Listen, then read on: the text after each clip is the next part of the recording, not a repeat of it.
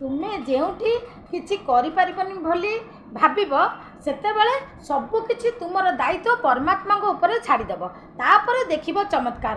ଯେମିତିକି ଦ୍ରୌପଦୀଙ୍କର ବସ୍ତ୍ରହରଣ ସମୟରେ ଦ୍ରୌପଦୀ ନିଜର ସୁରକ୍ଷା ନିମିତ୍ତ ନିଜର ସମ୍ମାନ ପାଇଁ ସେ ତାଙ୍କର ପାଞ୍ଚ ପତି ପଞ୍ଚୁ ପାଣ୍ଡବଙ୍କ ପାଖରେ ଏତେ ପ୍ରାର୍ଥନା କରିଥିଲେ।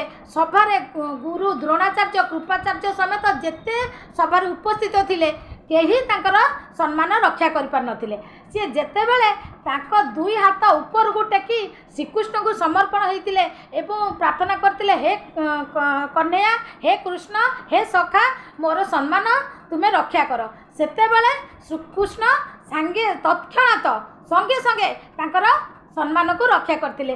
ଠିକ୍ ସେଇଭଳି ଭାବରେ ଆମେ ଆମର ନିଜକୁ ପରମାତ୍ମାଙ୍କ ପାଖରେ ସମ୍ପୂର୍ଣ୍ଣ ସମର୍ପଣ କରିଦେବା। ତାପରେ ପରମାତ୍ମାଙ୍କ ଉପରେ ଆମର ବିଶ୍ୱାସ ଅତୁଟ ରଖିବା। ପରମାତ୍ମା ଆମର ସମ୍ମାନ ନିଶ୍ଚୟ ରକ୍ଷା କରିବେ, ଏହା ସତ୍ୟ।